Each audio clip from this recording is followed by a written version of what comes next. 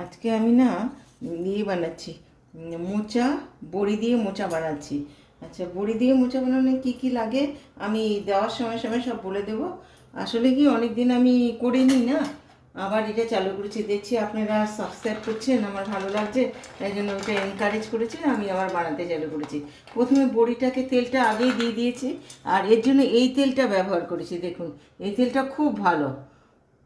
এই তেলটা আপনারাও ইউজ করবেন, এটা খুব ভালো তেল। আচ্ছা, এবার তেলটা গরম হয়ে গেছে, আমি এতে বড়িগুলো প্রথমে ভেজে নিলাম। আঁচটা একটু কমিয়ে দিলাম।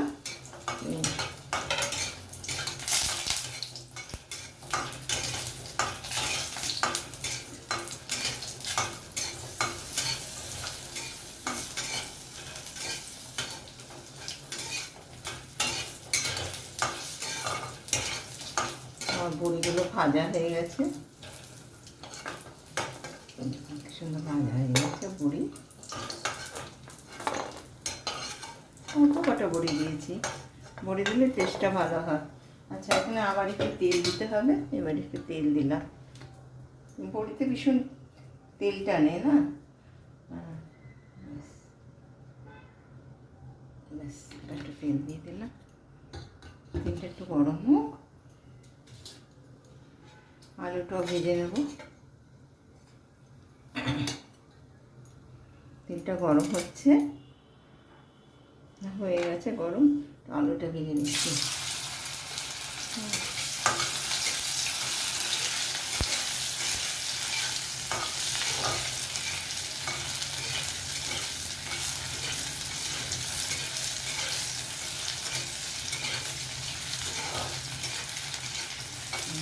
লাল লাল হয়ে এসছে।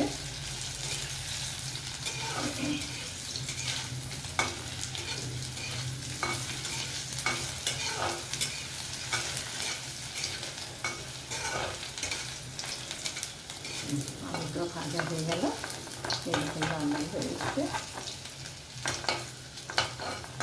প্রথমে একটু আলুটা সেদ্ধ করে নিয়েছি, আর মোচাও কেটে সেদ্ধ করে নিয়েছি।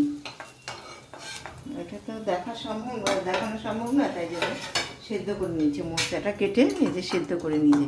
আচ্ছা, এবার কি কি দিতে হবে আমি আপনাদের বলছি। প্রথমে আমি ইয়েতে 5 ফোড়ন দিলাম, 5 ফোড়ন দিলাম, আঁচটা কমিয়ে দিলাম, 2টো তেজপাতা দিলাম। তারপরে একটুখানি নাড়াচাড়া করলাম, কি সুন্দর এখন একটু ভাজা ভাজা গন্ধ বেরিয়েছে। এটা একটু আদা বাটা দিলাম। এই আদা আর লঙ্কাটা আমি বেটে রেখে দিয়েছি, একটু লঙ্কা বাটা দিলাম।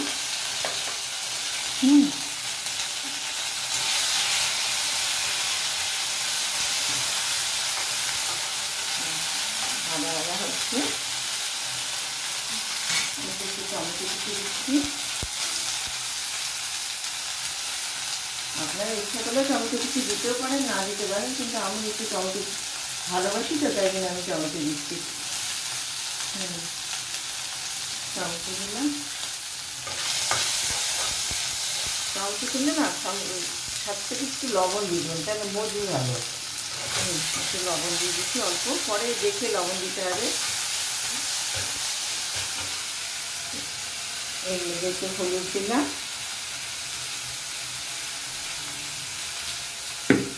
একটু ধনে জিরার গুঁড়া দিলাম, এটা আমি বাড়িতেই বানিয়েছি।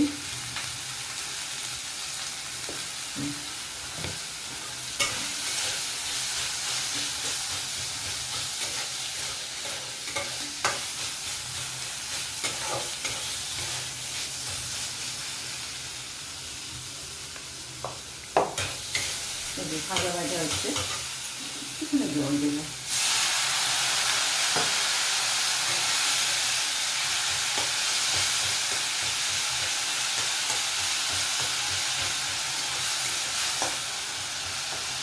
বলে এখান থেকে জলটা দিতে পারেন, তাহলে কি হলো, জলটাও পেয়ে যাবেন। আর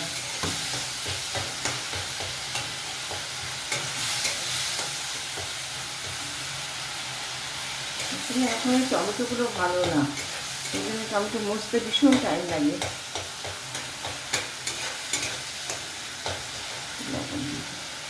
অল্প একটু লবণ দিলাম, একটু চিনি দেবো।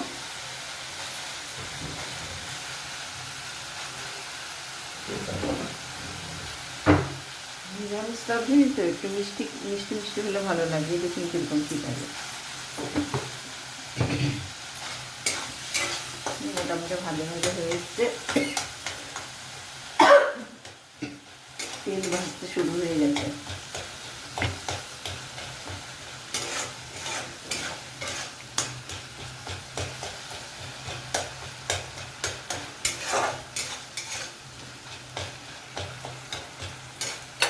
আচ্ছা বাড়িয়ে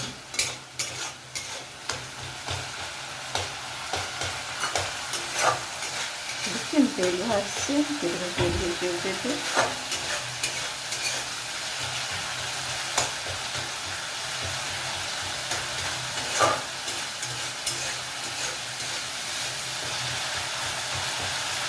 যত ভালো করে ভাজবেন তত তরকারি টেস্ট হবে।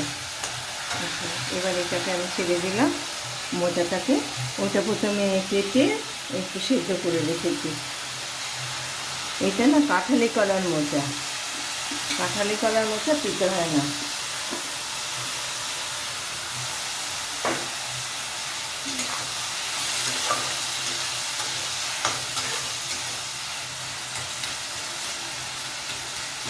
এবার একটু নাড়াচাড়া করে ঢেকে এটা হতে দিই, আর মাঝে মাঝে ঢাকনা খুলে মাঝে মাঝে নাড়াতে লাগবে। ঢেকে দিলাম, এটা মাঝে মাঝে হোক। হ্যাঁ, এই যে ঢাকনাটা তুলে দিলাম, মাঝে মাঝে আমি নাড়িয়েও নিয়েছি। মোটামুটি জলটা টেনে গেছে। দেখুন জলটা টেনে গেছে। এখন এর মধ্যে আমি দিলাম আলুটা দিলাম, বড়িটা দিলাম,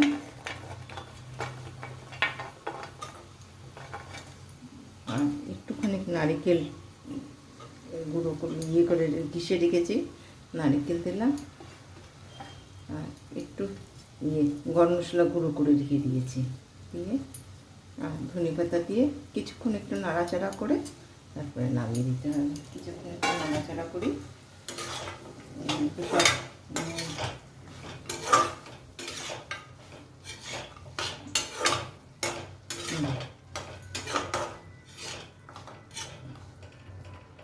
সব দরকার হলে আপনার একটু ঘিটাকে ভেঙে দেবেন,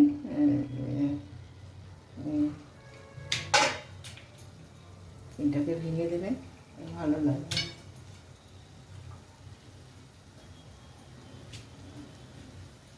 আমি যেমন বড়িগুলোকে ভেঙে দিয়েছি, আপনারা একটু বড়িগুলোকে ভেঙে দেবেন।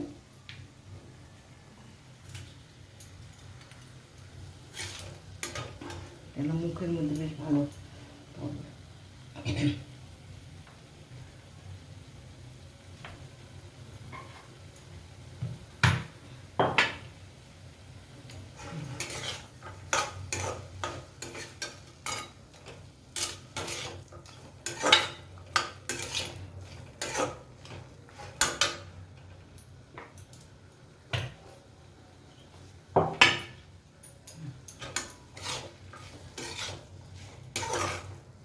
জল একদম শুকিয়ে এসছে, একটু হোক, তারপর একটু ঘি দিয়ে নামিয়ে দেবো।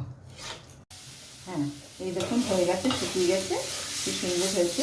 আমি এখন বাউলটাকে ঢেলে দিচ্ছি, গ্যাসটা অফ করে দিলাম, বাউলে ঢালছি, একটু ঘি দিয়ে। দেখুন কী ভালো হয়েছে, খেতে অসম্ভব ভালো হয়েছে। আমি একটুখানি খেয়ে দেখেছি, আপনারা বানাবেন, খাবেন, সাবস্ক্রাইব করবেন, এভাবে এনকারেজ করলে আমার করতে ইচ্ছে করে। হ্যাঁ, কি সুন্দর হয়েছে।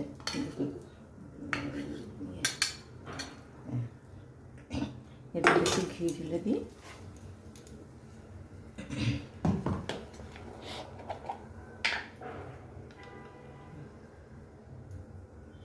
একটু ধনে পাতা দিয়েছি।